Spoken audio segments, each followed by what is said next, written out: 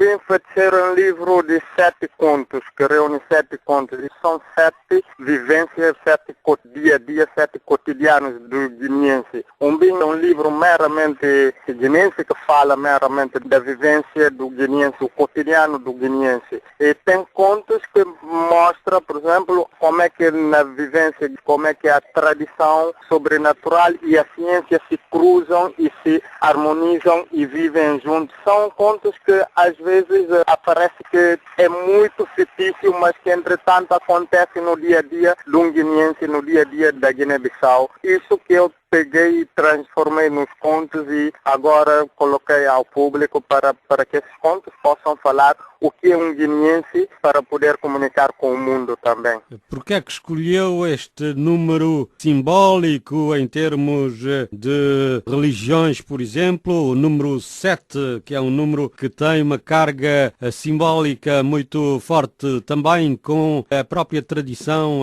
africana? Bem, o número 7 não foi só por acaso, de uma certa forma. No momento quando a editora Curubal convidou-me para apresentar os textos, eu tinha no momento 7. E apresentei 7 e a editora gostou de 7 e eu disse não vou pôr nem mais nem menos, não vou acrescentar nem vou retirar, vou deixar os 7, embora depois da apresentação dos 7 já produzi muitos outros textos que não apresentei e deixei 7 e 7 ficou. 7 também, como dizem, representa a sorte e espero também que o livro seja a sorte da Guiné-Bissau, uma vez que o livro fala sobre a Guiné-Bissau. Diz que quer uma espécie de fusão da ciência e da tradição e da mística nestes contos. Sim, os 7 contos em conjunto mostram essa realidade, que é uma realidade africana, que acontece no dia a dia, na nossa vivência, na nossa cultura, e entretanto eu peguei estas realidades e transformei em palavras para contar ao mundo. 7 contos.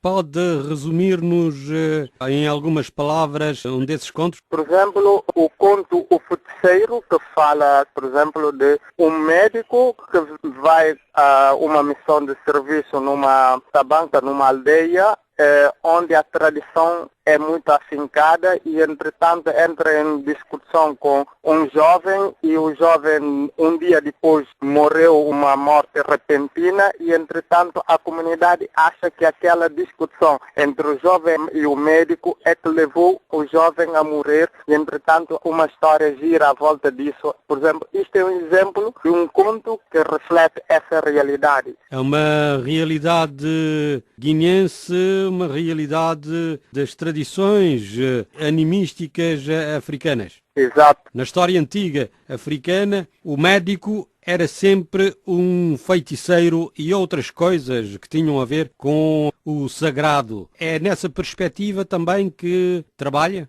É exatamente. O médico, mas só que nesse conto o médico pode ser visto como quem reporta a ciência. Depois a comunidade tem também o seu Jambacus, que é um médico tradicional, que está em jogo, nesse caso, que vai dizer aos familiares depois que a morte do jovem está à volta da pessoa com quem teve discussão. Mas só que essa pessoa com quem teve discussão é uma pessoa também que representa que é um símbolo da ciência, nesse caso o médico. Então, nesse conto há jogos entre a ciência, a tradição e tradicional. Há um jogo de espelho entre a ciência e a tradição. Exato. Que envolve, por exemplo, esse conto de O Feiticeiro, que é um dos contos do livro. Um outro conto também muito bonito, que é uma das músicas do José Carlos Soares, um dos grandes músicos guineenses, que fala da mulher guineense, como é que a mulher guineense luta para o dia a dia, mas entretanto que depois nem sempre é reconhecido pelo próprio marido de todo o esforço que a mulher guineense faz. E depois o homem vai acabar por recorrer a uma outra mulher que gosta da ostentação, é obrigado a sustentar essa ostentação, em vez de ficar com a mulher que ajuda a labutar o dia a dia, mas vai recorrer a isso e, entretanto, para sustentar essa ostentação vais ter que entrar na corrupção. Então, é uma outra história, um outro conto bonito, mas que foi inspirado através da música Zé Soares, que é a Pili, que eu contei também. O Apili, Apili. O que é que quer dizer Apili, Apili? A Pili é nome de uma mulher lutadora. A Pili, quer dizer, o Zé Carlos repete o nome, é a Pili.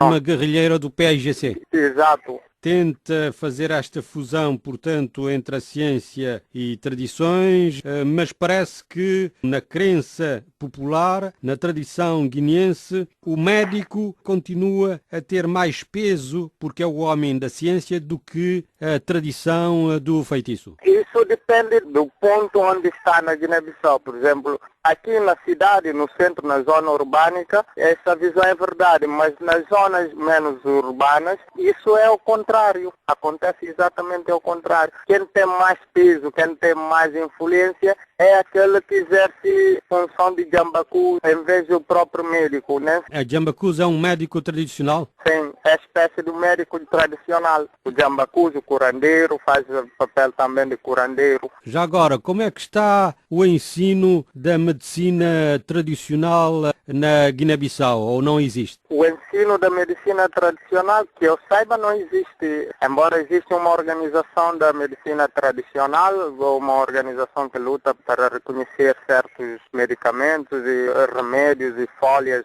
medicinais, mas que eu saiba não existe o ensino da medicina tradicional. Então os guineenses têm que fazer uma visita a Moçambique, onde a medicina tradicional já é ensinada. Ah, bom, não sei. E em termos de religião, como é que é tratada no seu livro? É o animismo africano ou o Islão? Não, o meu livro está a tratar mais o animismo e toca um bocado também da religião católica, um bocado só, não muito, porque o que tem mais peso é o animismo aqui do que outra religião. Na Guiné, a religião com mais peso é a religião animista, que é a religião da tradição africana. E isso está muito bem presente no livro. Mas temos informações de que há cada vez mais praticantes do Islão, de muçulmanos na Guiné-Bissau. Sim, cada vez está a crescer, de facto está a crescer, mas o animismo continua a ser ainda como a maior religião aqui. Em termos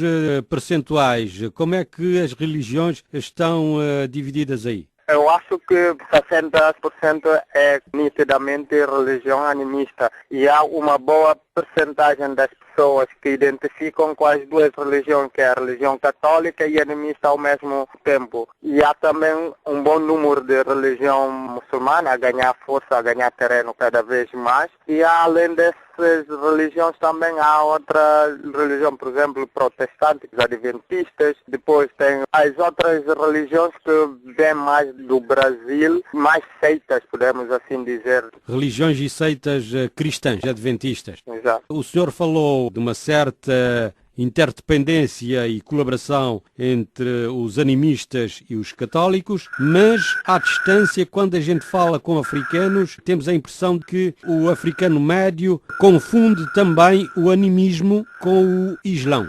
Bem, depende de onde, da zona, mas, por exemplo, aqui na Guiné, a maior parte das pessoas que exercem a religião de animista, que são praticantes da religião animista, têm a tendência mais de simpatizar com a religião católica ou com seitas de cristãos do que com a religião islã.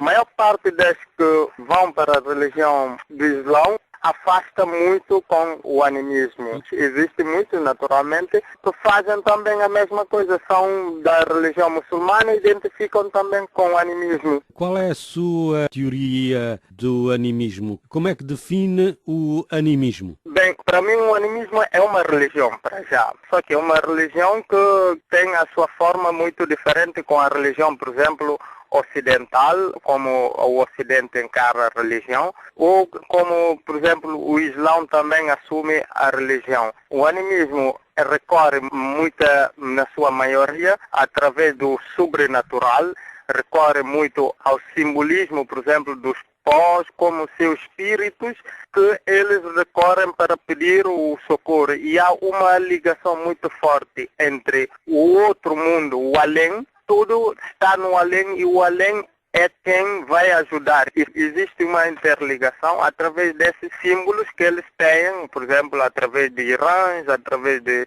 balobas, por exemplo, através desses vão fazer essa ponte de ligação entre o além e os que vivem cá. Posso dizer mais ou menos isso, é que eu percebo e entendo aqui. Estou a falar da experiência guineense, não estou a falar da experiência africana na sua generalidade, mas sim da experiência guineense que eu tenho relativamente a animismo. Mas temos a impressão que o africano hoje tem tendência em praticar, para além do cristianismo, o Islão, porque pensa que Islão é que é a religião da África, quando é o contrário, a religião de origem da África é o animismo. Exato. Para mim, a religião africana é o animismo. O Islão, o cristão, são religiões de outra margem, não são religiões africanas. A religião africana, para mim, de acordo com a história, de acordo com a experiência e a vivência que eu tenho, a religião africana é religião animismo. E Islão e cristianismo vieram de outras margens, não são religião da África. São religiões invasoras de África. Também não podemos dizer invasoras porque é bom estar cuidado com o termo, mas são religiões que vieram de outras margens, para mim. Embora hoje está a ganhar não, ganhou peso, ganhou uma certa procura, ambas as duas, mas continua a ser religião que não é da África, que veio para a África, mas não é da África. Mas por que é que o africano médio não consegue defender a sua própria religião de origem, que é o animismo, e defende o cristianismo e o islão e outras religiões? Não sei porquê, sinceramente. No quadro do lançamento do livro, aí feito pelo sociólogo da Costa, no Centro Cultural Português. Porquê o Centro Cultural para apresentar este seu livro? Centro Cultural porque patrocinou a publicação do livro e, entretanto, não há espaço melhor do que retribuir também essa gratificação, retribuir esse apoio que deu o meu livro. E apresenta este livro num dia especial, num dia simbólico, num centro cultural de um país da Europa, neste dia 9 de maio, que é o Dia da Europa. Sim. A propósito disso, foi mera coincidência, mas podemos também dizer que não é só mera coincidência, mas tendo em conta também que o Centro Cultural Português é de um país europeu, simboliza uma atividade também que possa fazer essa ligação da parceria da Guiné-Bissau com a Europa e Portugal no elo dessa parceria. E pronto, estamos assim a concluir esta entrevista com o escritor guineense Abdelaziz Vera Cruz, que nos falou do seu primeiro livro, Mbim, o Feiticeiro.